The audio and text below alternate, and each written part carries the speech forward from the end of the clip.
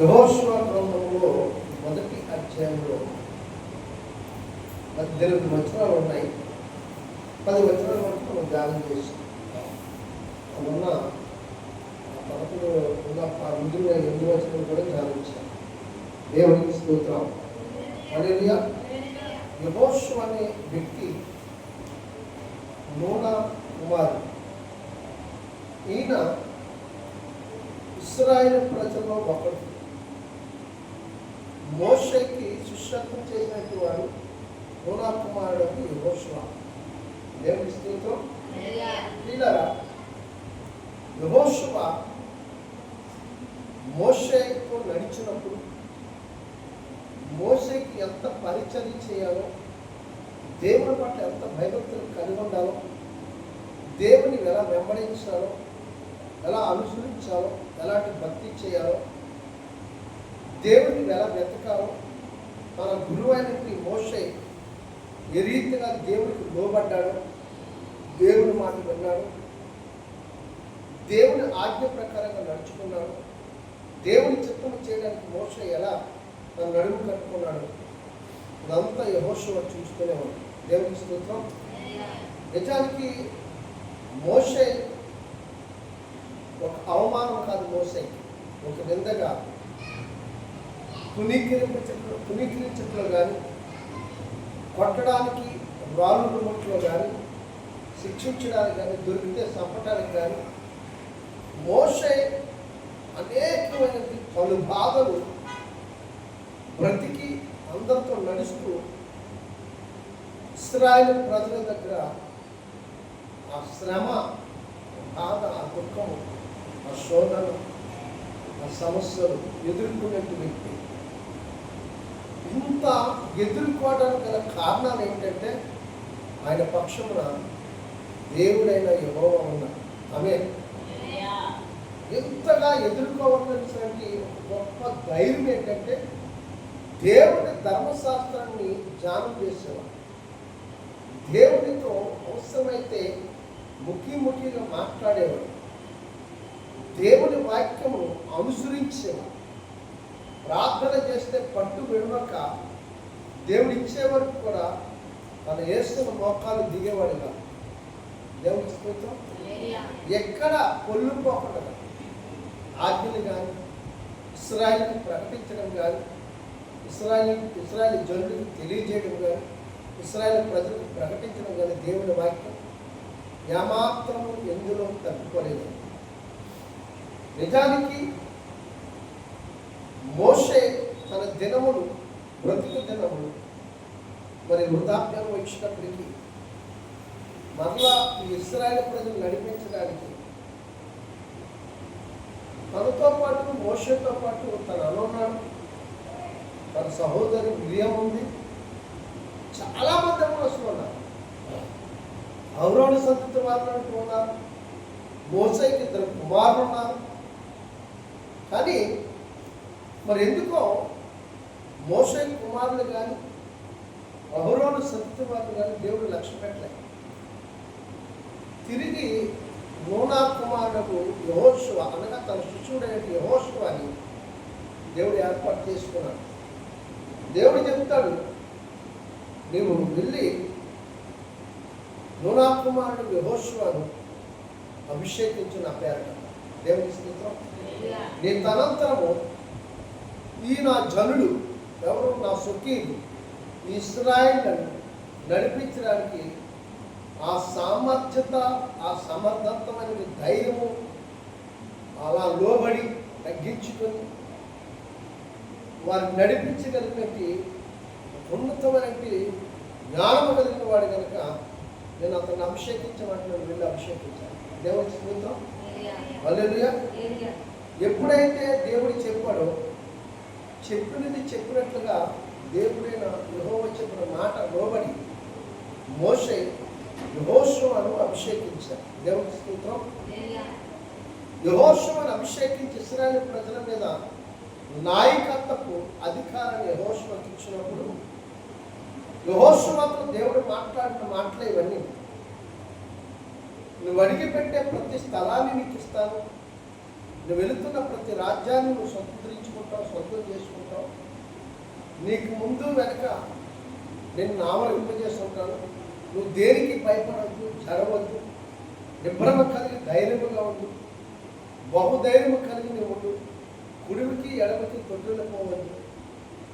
నీవు మోషేతో చేసిన నిబంధన ఎలాగైతే మోషేకి తోడైనానో నేను నీకు తోడై ఉంటాను. హల్లెలూయా. ఈ మాట కేవలం మోషేకి యెహోషువ కాదు, ఈరోజు నీకు నాకు కూడా. దేవుని వాక్యం ధ్యానం చేయండి. 1-10 సార్లు చెప్తాను. నాకు రాదు, నాకు తెలియదు అంటే ఇంట్లో మనవలు ఉంటారు, కొడుకులు ఉంటారు, మనవరాలు ఉంటారు. వాళ్ళతో పుస్తకం తీసి, ఆ పరిశుద్ధ గ్రంథం తీసి ఏదో ఒక రోజు ఒక అధ్యాయం చదివించుకుంటే మనకు అర్థం అవుతుంది. దేవుని స్తోత్రం. దేవుని వాక్యం చదవకపోతే లోకంలో ఉన్న వారికి మనకి ఏమాత్రం కూడా తేడా లేదు. నాకు ఇంట్లో మనవలు లేవు, నా మాటకి అక్కడ చదివి వినిపించినంత పిల్లలు కూడా మాకు లేరనుకున్నప్పుడు సేవకుడు చెప్పిన దాని మీద నువ్వు ఖచ్చితంగా లక్ష్యం ఉంచాలి. ఇది తప్పనిసరి అవసరం. నేను కాదు చెప్తుంది ఈ మాట. అపోస్తలుల కార్యాల్లో 16వ అధ్యాయంలో అమృతిని పట్టతురాలైనటువంటి దైవభక్తి కలిగిన స్త్రీ అట రోమా అనే పట్టణం మంది ప్రథమ స్థానం మంది పౌలు వాక్యము ప్రకటిస్తుండగట పౌలు మాటల మీద ఆమె లక్ష్యం ఉంచిందట. దేవునికి స్తోత్రం. హల్లెలూయా. ఎప్పుడైనా సరే ఒక సువార్తికుడి మాట మీద లక్ష్యం ఉంచాలి. దేవుని వాక్యం అది. వాక్యం ఎరిగిన బిడ్డ చెప్తున్నప్పుడు ఆ మాట మీద లక్ష్యం ఉంచాలి. అది దేవుని వాక్యం. అలాగే మోషే యెహోషువకు అప్పగించిన పని ఇశ్రాయేలు నిమిత్తమై మోషే దేవుని మాట మీద లక్ష్యం ఉంచాడు. అలాగే యెహోషువ కూడా దేవుని మాట మీద లక్ష్యం ఉంచాడు. దేవుని స్తోత్రం. ఖచ్చితంగా సేవకుడు చెప్పే మాట మీద మనం లక్ష్యం ఉంచాలి. వీళ్ళని ఒక మాట మీకు చెప్తాను. ఇందులో ఏం తప్పకుండా ఒకసారి ఇది అంగీకరించలేని మాట, ఇది మనకు అవసరం లేని మాట. ఇది ఏమాత్రం కూడా ఉపయోగం లేని మాటను మనం వెళ్ళగలుగుతామో చూద్దాం. 5వ వచనంలో చెప్తాను. నీవు బ్రతుకు దినములన్నిటినీ ఏ మనుషుడు నీ ఎదుట నిలవలేక నేను మోషేకి తోడైనాను. ఆమె హల్లెలూయా. ఒక్క నిమిషం చక్కగా మాట చూడండి. ఎలా ఉన్న 5వ వచనం.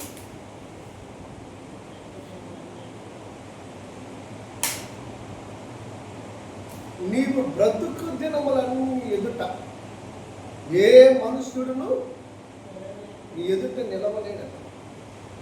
దాని అర్థం ఏంటో తెలుసా? పిఎం అయినా, సీఎం అయినా, రాజైనా, గొప్పవాడైనా, ధనవంతుడైనా, బలవంతుడైనా, గొప్ప వంశం వారైనా ఎవరో ఆ ధర్మశాస్త్రాన్ని ధ్యానం చేస్తే ఆయన ఖచ్చితంగా ఎదుట ఉన్న శత్రువుని ఎదుటి పారిపోతాడు. ఎదుటి నిలబడలేదు.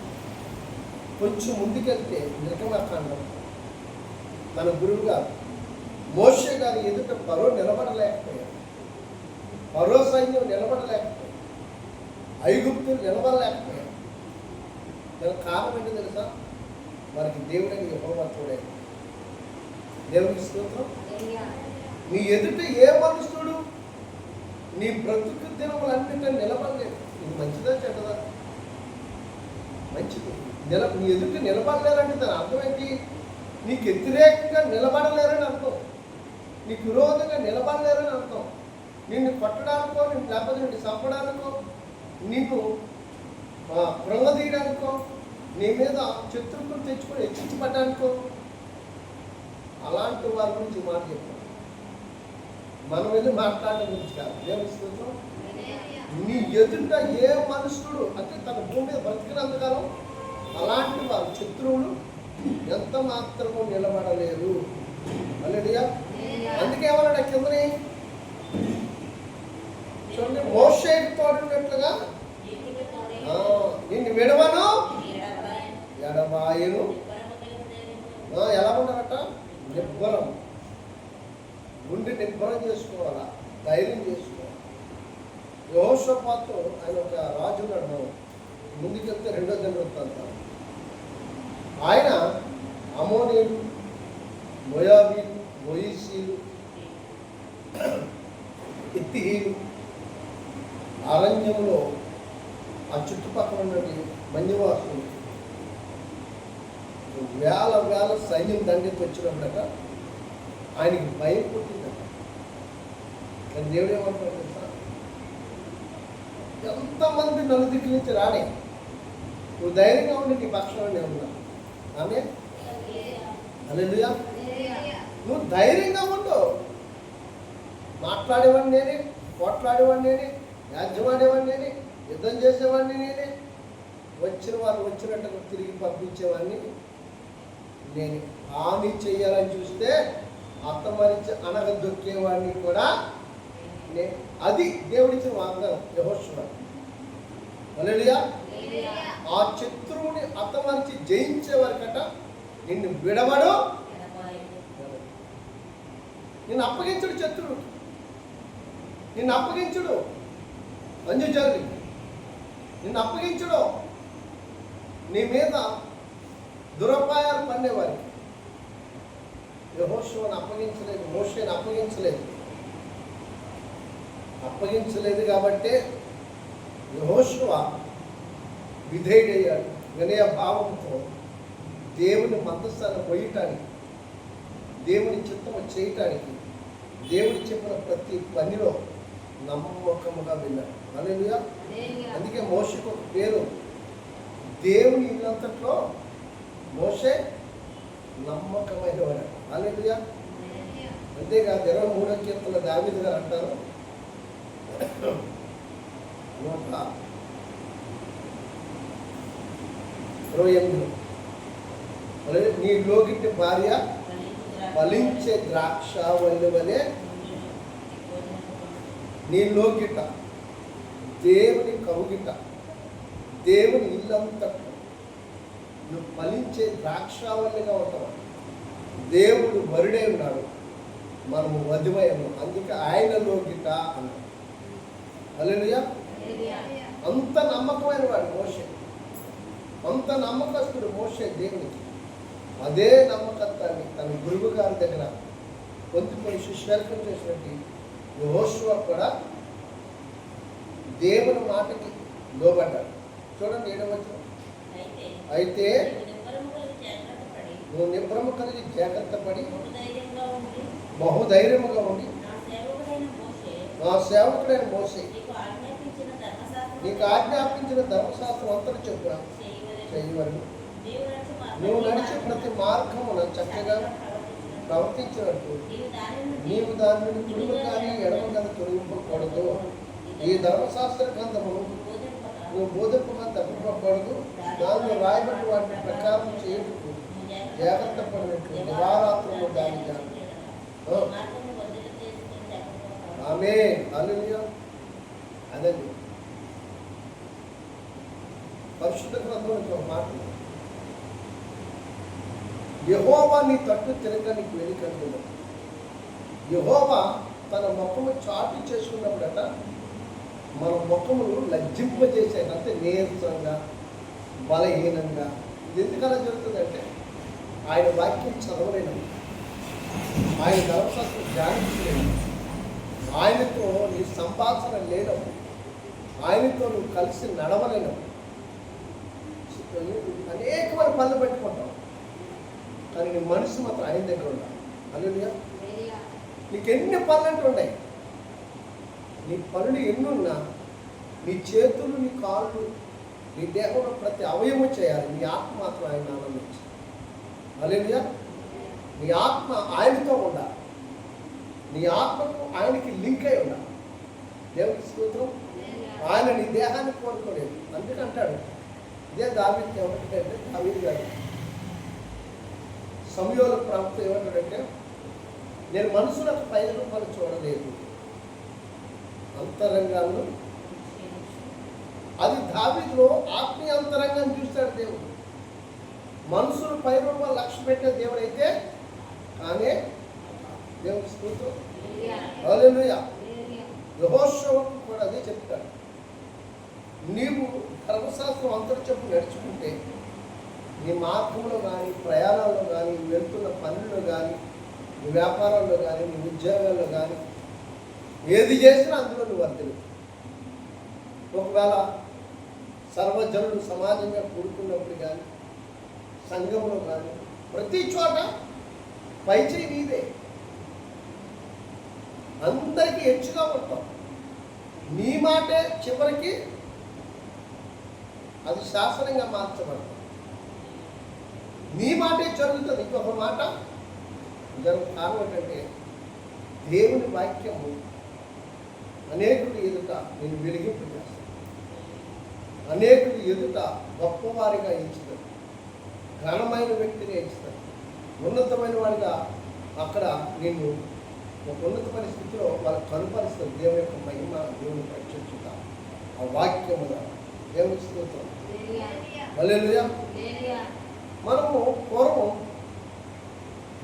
మన పల్లెటూరులో కానీ పట్టణాల్లో కూడా కొన్ని చోట్ల ఒక రైతు, ఒక దొర, భూస్వామం అన్నీ ఉన్నోడు వస్తే ఆ మాత్రం భూమిలో వచ్చిన మంచాలు దిగిపోయేవారు.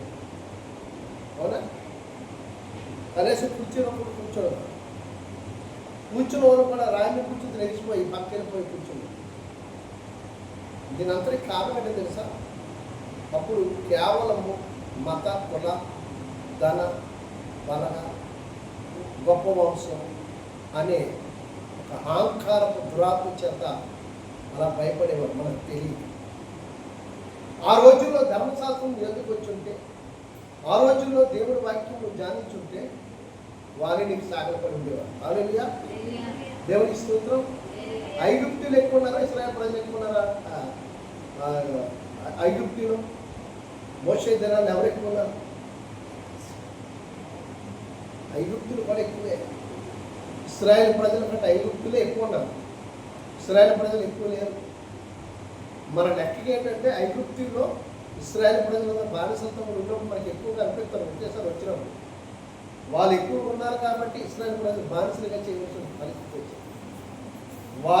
వారి మాట వారిదే శాస్త్రంగా మార్చబడ్డారు. హల్లెలూయా. అప్పుడు ఇశ్రాయేలు ప్రజల దగ్గర ధర్మశాస్త్రం ఉండుంటే వీళ్ళే వారిని శాసించుండేవారు. మీకు ఒక మాట చెప్తాను. ఇప్పుడున్న ఇశ్రాయేల్ దేశంలో జనాభా ఎంత తెలుసా? 1,15,00,000. ఎంతండి? ప్రపంచాలు వణుకుతున్నాయి. ప్రపంచ దేశాలు అప్పుడు 20 లక్షల మంది పైన ఉండేవారు. అప్పటికి ఐగుప్తులు అంతా చాలామంది జనాభా ఉన్నారు. మరో సైన్యం ఉంది, రామ్సానికి ఒక సైన్యం ఉంది. వాళ్ళు దాటి బయటికి వెళ్ళడానికి ఇశ్రాయేలు ప్రజలకి లేదు. దేవుని వాక్యం ఎప్పుడైతే మోషే దగ్గరికి వచ్చిందో, మోషే ఆ ధర్మశాస్త్రాన్ని ఎప్పుడైతే పట్టుకొచ్చాడో, ఎప్పుడైతే ఆ ధర్మశాస్త్రం పదాజ్ఞను అనుసరించాడో, దేవుని దివ్యగ్రంథం మోషే చేతులకు ఎప్పుడైతే వచ్చిందో వెలుగు వచ్చింది. మోషేను వెలిగించాడు. వారు తగ్గడం ప్రారంభించారు. దేవుని స్తోత్రం.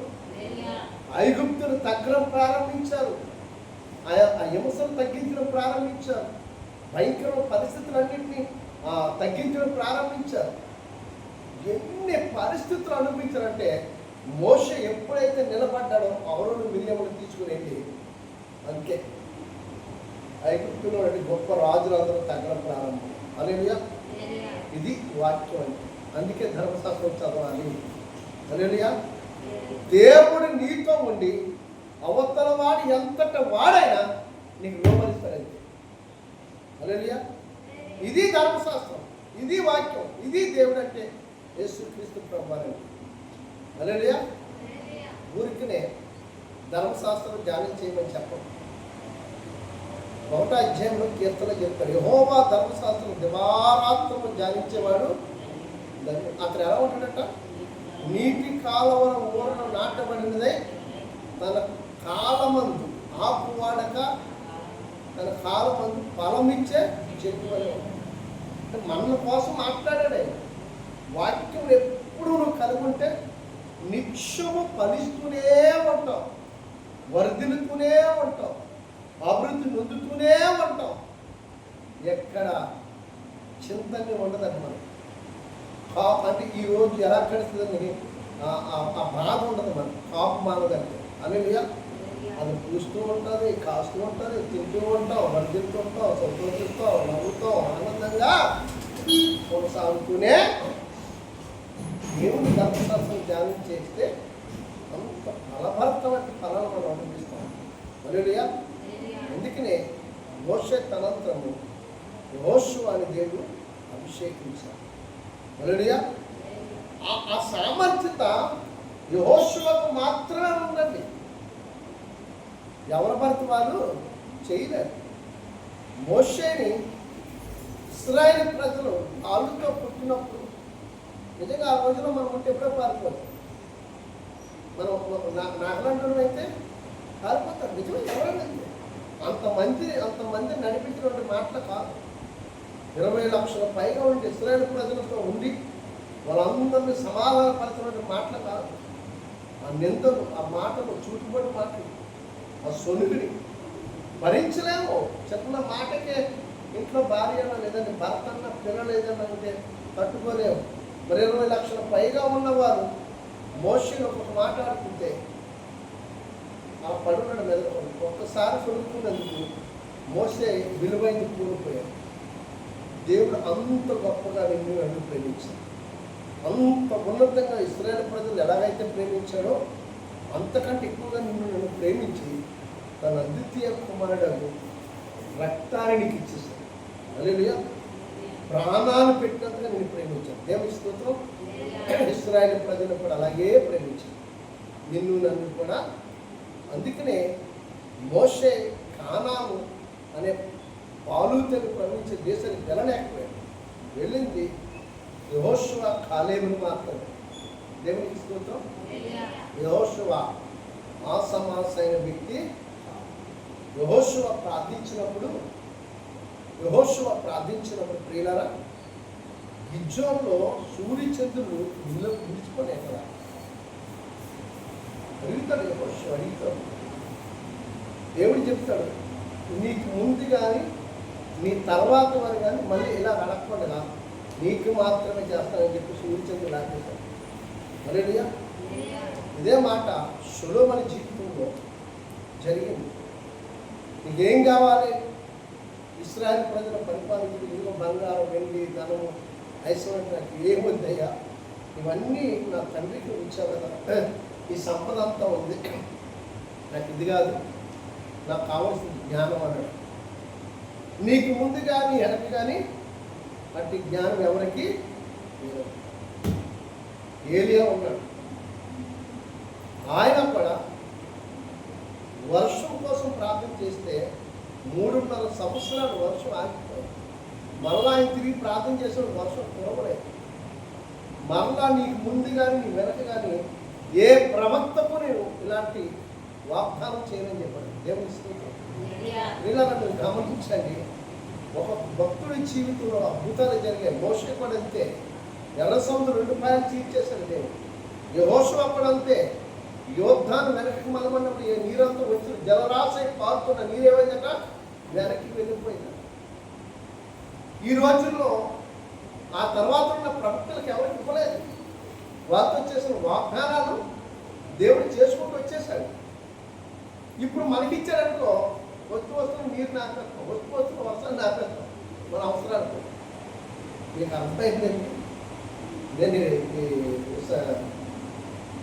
విశాఖపేట దగ్గర రాళ్ళకోట కుట్రాలు ఆ లోపలికి ఒక చోటకి వెళ్ళాం. ఒక ఆయన తీసుకెళ్ళాం. బాగా కష్ట పరిస్థితి, కరోనా అయింది. అందరికి బియ్యాలు పంచుదాన్ని తీసుకెళ్ళాడు. సురేష్ గారని హైదరాబాద్. ఎప్పుడు రాలేదు, అప్పటిదాకా వర్షం రాలేదు. నువ్వు అందరూ ఎలా కూర్చొని పాప అందరూ వచ్చి కూర్చొని రాదు పని ఎలా మనవాడనే పల్లికి వెళ్ళి ఆ టైంకి వస్తాను అలా వచ్చి కూర్చొని పైనుంచి వర్షం పడుతున్నాను. ఆయన ఎందుకన్నాడు ఉదయం మీరు ప్రార్థన చేయాలి. నేను ప్రార్థన చేస్తే ఇది రెండోసారి మూడోసారి అలా జరిగింది. మూడోసారి ప్రార్థన చేస్తే వెంటనే అయిపోయింది. రాత్రి అమ్మేటప్పుడు అయిపోయింది. ఆ తర్వాత వెళ్తున్నాడు మాస్టర్ పోవాలా ఆ పొలటప్పటికి వర్షాలు లేక పొలాలు ఎండిపోయినా మీరేంటి నువ్వు వర్షాలు ప్రార్థన చేసావు. ప్రార్థన చేసి అయిపోయిన తర్వాత సక్రమ కార్యం జరిగిపోయింది. చివరి ప్రాంతం మళ్ళీ నాకు ఇచ్చాడు. ప్రభా మా పని మా ఇంటికి వెళ్ళిన తర్వాత వెంటనే వర్షం పడింది కాకుండా ఆ రాత్రి తినేసింది వర్షం. దేవుని స్తోత్రం. దేవుడు తన కార్యాచరణ నిమిత్తము చేయగలుగుతాడు, అంతేగాని మన అవసరాల నిమిత్తం చేయడు. దేవుని స్తోత్రం. తన పని నిమిత్తం ఏ కార్యమైనా చేస్తాడు. హల్లెలూయా. యెహోషువ పక్షం కూడా ఉన్నాడు. ఇదంతా జరగాలంటే ప్రియులారా దేవుని ధర్మశాస్త్రం ఖచ్చితంగా మనము ధ్యానం చేయాలి, వాక్యం చదవాలి, వాక్యాన్ని మనం ప్రతిష్ఠింపజేసుకోవాలి, వాక్యాన్ని బట్టి నడవాలి, వాక్యానుసారంగా జీవించాలి. వాక్యమే మన ఆత్మీయతకు ఆహారమై ఉన్నది. వాక్యమే మనకు బలము, వాక్యమే మనకు శక్తి, వాక్యమే మనకు ధైర్యం, వాక్యమే మనకు వెండి తట్టి నడిపించేది. యెహోషువకు కూడినట్లుగా ఈరోజు నీకు నాకు కూడా కూడిగా ఉంటుంది. అట్టి కృప పరిశుద్ధాత్మ దేవుని దీవెన తండ్రి ఆశీర్వాదం మనందరికీ కూడా నడిపించేది కాక. ఆమేన్.